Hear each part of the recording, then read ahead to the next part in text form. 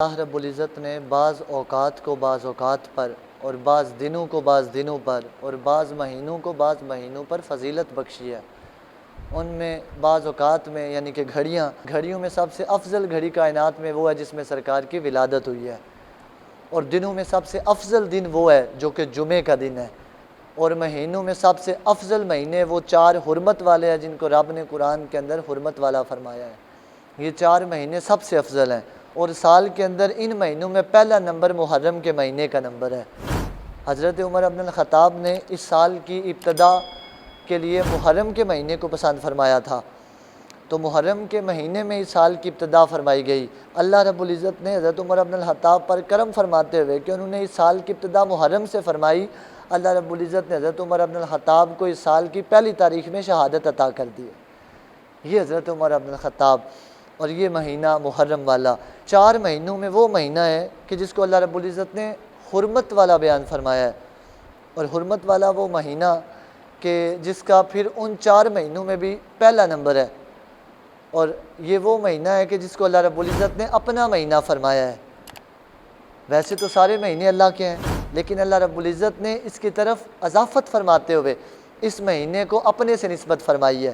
کہ یہ ان حرمت والوں میں بھی محترم مہینہ محرم کا مہینہ ہے۔ اور اس مہینے کی فضیلت کے اندر 10 محرم کا دن بھی ہے کہ یہ وہ دن مبارک ہے کہ جس کے بارے میں سرکار نے فرمایا ہے کہ جس نے محرم الحرام کے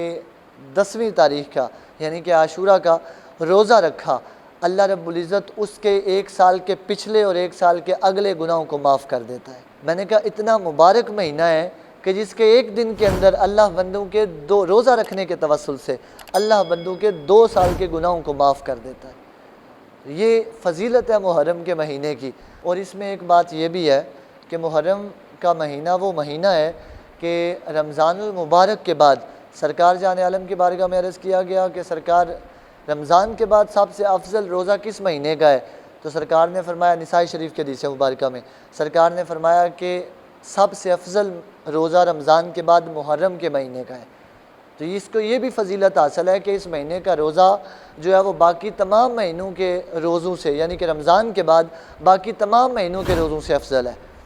یہ محرم کا مہینہ ہے، اور اس مہینے کی تعظیم ہمارے اسلاف صحابہ اور بزرگان دین سے ثابت ہے کہ وہ اس مہینے کی تعظیم فرمایا کرتے تھے، اور اس مہینوں کے اندر جنگوں کو کرنا، بلکہ ان مہینوں کو خاص طور پر جو حرمت والے مہینے ہیں ان مہینوں کو اللہ رب العزت کی بارگاہ میں عبادت کے لیے مخصوص کیا جاتا تھا۔ اس میں عبادت، حج کی عبادت شامل ہے اور ساتھ میں عمرہ کی عبادت شامل ہے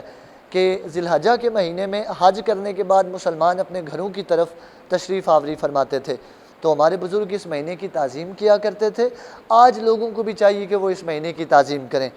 مگر تعظیم کے اندر اس چیز کی ممانعت نہیں کہ ہمارے علاقے کے اندر جو چیزیں شریعت نے جن چیزوں کی اجازت فرمائی ہے اور جن چیزوں کا حکم فرمایا ہے وہ اس مہینے کے اندر کرنے کی بھی اجازت ہے، ان چیزوں کی ممانعت نہیں جن کا حکم شریعت نے بیان فرمایا ہے۔ جیسے آج کل لوگ اس مہینے کے اندر منع فرماتے ہیں کہ کوئی اچھے اعمال جو ہیں جو کسی کی خوشی کے لیے کیے جاتے ہیں لوگ اسے منع فرماتے ہیں، لیکن وہ چیزیں جو حرام ہیں جن سے شریعت نے منع فرمایا ہے وہ عام دنوں کے اندر بھی حرام ہے اور اس مہینے کے اندر بھی حرام ہے،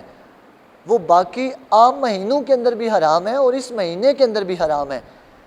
لیکن اس کے باوجود شریعت پر چلتے ہوئے، شریعت کے بتائے ہوئے طریقے پہ چلتے ہوئے اس مہینے کی عزت، اس مہینے کا ادب مسلمانوں کو کرنا چاہیے، کیونکہ یہ اللہ رب العزت کا مہینہ ہے۔ اٹھو ادارت الحبیب سے جڑ جاؤ، ذکر مصطفیٰ اور محبت مصطفیٰ کو عام کرو اور زمانے پہ چھا جاؤ، کیونکہ ہم اپنا معیار زمانے سے جدا رکھتے ہیں، ہم تو محبوب بھی محبوب خدا رکھتے ہیں۔